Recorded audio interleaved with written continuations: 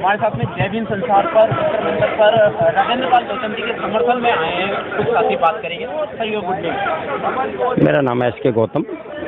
गौतम जी ये बताएं कि इस समय जो जातिवाद है किसी न किसी बहाने बढ़ता ही जा रहा है, कमजोर होने की बजाय। यहाँ तक दिल्ली का एक मंत्री भी सुरक्षित नहीं है। देखिए ये मैं आपके टीवी के माध्यम से बता दूं, ये इन लोगों की एक तो मानसिकता है।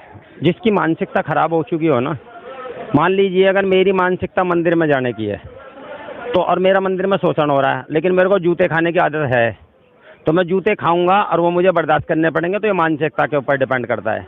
अब ऐसे ही लोग जो जातिगत जो अत्याचार, जो जातिगत जो आतंकवादी हैं, ये इन आतंकवादियों का जो माइंड है वो बिल्कुल ख़राब हो चुका है।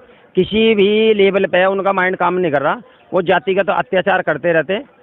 इनको डर नहीं लगता कि जो 85% की जनसंख्या है ये कभी तख्ता पलट कर सकती है, मतलब पलटवार कर सकती है, उनकी पिटाई छिटाई कर सकती है? कर सकते हैं, लेकिन उन्हें ये पता है ना कि अभी सोया हुआ है समाज, अभी जाग कहाँ रहा है।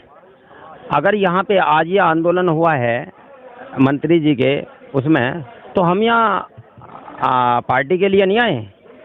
आम आदमी पार्टी का नहीं हूँ मैं आदमी, मैं समाज का आदमी हूँ। मैं किसी पार्टी का व्यक्ति नहीं हूँ, ना मैं किसी पार्टी का समर्थन करता हूँ। हाँ, राजेंद्र पाल गौतम जी धम्म कारवां चला रहे हैं, मैं धम्म कारवां चला रहे हैं, तो हम भी बुद्धिस्ट हैं। हाँ, इसीलिए उन पर विपता आई है, क्योंकि यहाँ की जो सरकार है वो नहीं चाहती, चाहे वो दिल्ली सरकार हो या कोई भी सरकार हो, यहाँ की पूरे भारत में जो सरकार चल रही है वो भी नहीं चाहती कि यहाँ पर बुद्ध को फॉलो किया जाए या बुद्धिज्म भारत में आए। वो नहीं चाहते, वो दिखावा है उनका कि खाली विदेश में जाते हैं कि जी हम बुद्ध की धरती से आए, युद्ध की नहीं। बुद्ध नहीं, हम युद्ध चाहते हैं। बुद्ध योगी को मौत आ गया। मैं बता रहा हूँ, अभी उनका एक वर्ण है सभी का, जो सब लोग जाते हैं यहाँ से, कि उनका एक वखान है वहाँ जाकर के कि जी हमें युद्ध नहीं बुद्ध चाहिए। वहाँ तो जाकर के ये कहते हैं कि बुद्ध चाहिए, लेकिन यहाँ आकर के कहते हैं हमें बुद्ध नहीं युद्ध चाहिए। तो ये युद्ध करते हैं यहाँ आकर के, हमारे लोगों पर अत्याचार करते हैं। ये युद्ध ही तो है, लेकिन हमारे लोग जवाब देने के सक्षम हैं, लेकिन ये एक नहीं है, एकता के सूत्र में नहीं है। क्यों? इसका रीजन ये कि हमारे समाज के अंदर दलाल पैदा हो चुके हैं, राजनीतिक दलाल, सामाजिक दलाल। पहले इन्होंने आरक्षण, बाबा साहब का इतना दिया हुआ पहले आरक्षण खाया, एजुकेशन अपनी की, फिर सरकारी नौकरी अपनी लगाई, 4-4, 5-5 बच्चे अपने नौकरी पे लगाई, बहू नौकरी वाली आ गई, लड़की नौकरी वाली मिल गई, लड़के की नौकरी लगाई, लड़की की नौकरी लगाई। उसके बाद में अब ये समाज से जो चंदा इकट्ठा करके जो दलाल खा रहे हैं ना, ये भी दलाल हैं, ये समाज का पैसा खा रहे हैं। ये भूखे जैसे होते हैं ना, कि एक तो भूखा शेर होता है, वो तो शिकार करके खाता है, और पहले एक प्रथा थी कि मरे हुए ढोर खाते थे, तो ये आज भी अपने समाज को मार करके खा रहे हैं। इन दलालों को पहले सुधारना पड़ेगा हमें। उनसे हमारी लड़ाई नहीं है, हमारी अपने समाज के दलालों से लड़ाई है, जो हमारे समाज में दलाल बैठे हैं। सीट छोड़ने को तैयार नहीं। त्याग, नैतिकता कौन करेगा? नैतिकता कौन देगा? त्याग कौन देगा? बलिदान कौन देगा? भगत सिंह पैदा हो, मेरे घर में हो, पड़ोसी के घर में हो, लेकिन मेरे घर में ना हो। मैं सबको कहता हूँ कि भाई आप आंदोलन करो, आओ रोड में, लेकिन मेरी भी तो उपस्थिति वहाँ रहनी चाहिए ना। मैं भी तो हूँ ना, मेरा परिवार भी तो होना चाहिए। बाबा साहब ने सत्ता की चाबी का भी एक जो है ताला खोलने के लिए दिया था एक पर समाज के कुछ लोग बोलते हैं कि सत्ता छोड़ो तभी समाज का भला होगा। सत्ता के बगैर आप कुछ भी प्राप्त नहीं कर सकते।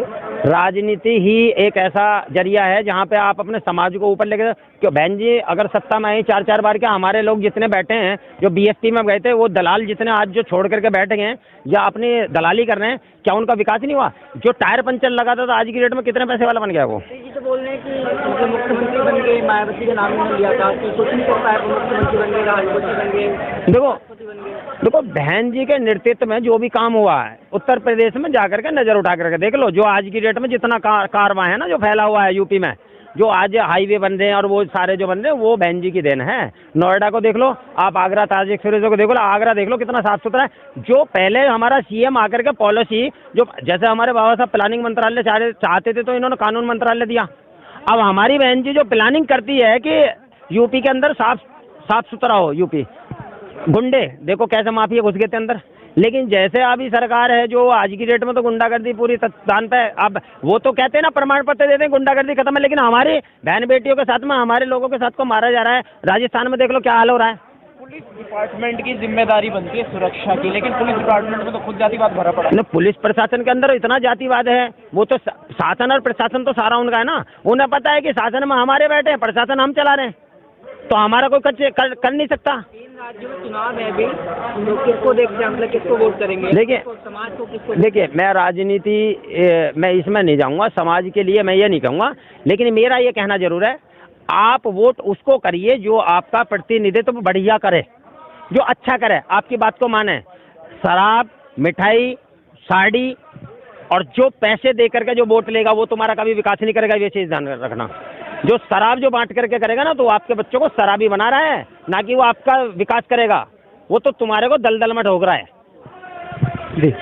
ईवीएम पर जाएंगे, कुछ वक्ता ईवीएम पे बोलते हैं और कुछ वक्ता ईवीएम के खिलाफ बोलने से कतराते हैं। देखिए, ईवीएम में जो है वो है, सबको पता है, इसमें कोई दोहराए नहीं है।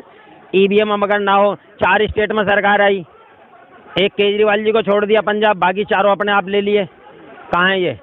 और कोई नहीं ईवीएम घोटाले को मानते है। हटाने का उपाय क्या है? आंदोलन करा जाएगा। आंदोलन के अलावा कोई अन्य विकल्प नहीं है? आंदोलन के अलावा कोई क्या विकल्प है?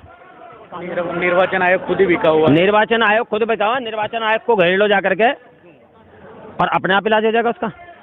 निर्वाचन आयोग तो स्वतंत्र है। कितने टाइम में ईवीएम को हटा सकते हैं निर्वाचन आयोग को घेरने के बाद? देखिए, वो कहते हैं ना, एक चोर चोर मौसेरे वाली बात है।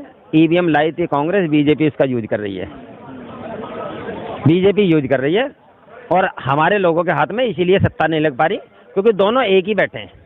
और ये जो साहब अब जो दिल्ली में जो बैठे हैं ना, और जो पंजाब में, गुजरात में जो तैयारी कर रहे हैं, ये साहब भी उनमें से ही हैं। हम लोग ये भी कमी नहीं करेंगे।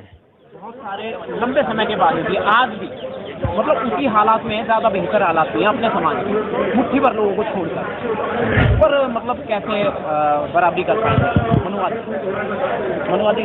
इसमें बराबरी हम कैसे उभारे? हम उभर सकते हैं इसमें, जो हमारे जितने संगठन बन रहे हैं ना, ये सारे एक हो जाएं, और जो जितनी हमारी पार्टी बनी हुई है, जो एक पार्टी को हमारी को ध्वस्त करने पर लगी हुई है, ये पार्टियों को सबको चुप बैठ जाना चाहिए।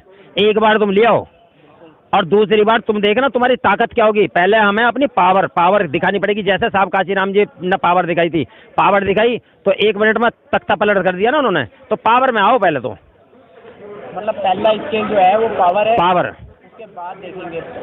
पैसा तो इतनी ऐसी नहीं है, फाइनेंस की कोई दिक्कत नहीं है। फाइनेंस तो अगर आप जैसे मैं और आप, जब साहब ने जब 1-1 रुपये से पार्टी को चला दिया था, DS4 को 1.5% वोट मिला था, तो उनको पता लग गया ना कि भाई हाँ, मैं फाइट कर सकता हूँ राजनीति में आकर के, तो उन्होंने तभी स्टेप उठाया ना। तो आज उसी प्लेटफॉर्म की हमें जरूरत है कि सबसे पहले हमें कैडराइज होना पड़ेगा, सोच, हमारी विचार, हमें व्यक्ति को मजबूत नहीं करना। हमारे लिए राजेंद्र पाल गौतम जी महत्वपूर्ण नहीं है, हमारे लिए राजेंद्र पाल गौतम जी की विचारधारा महत्वपूर्ण है, जो बुद्धिज्म पर कार्य कर रही है। हमें राजेंद्र पाल जी को मजबूत नहीं बनाना, ना हम राजेंद्र पाल जी के पीछे हैं। हम इसलिए पीछे हैं राजेंद्र पाल जी के कि उनकी विचारधारा मजबूत है, और विचारधारा मजबूत वाले व्यक्ति के साथ हम खड़े हैं। हमारी विचारधारा वही है। जय भीम, जय भारत, जय सभी।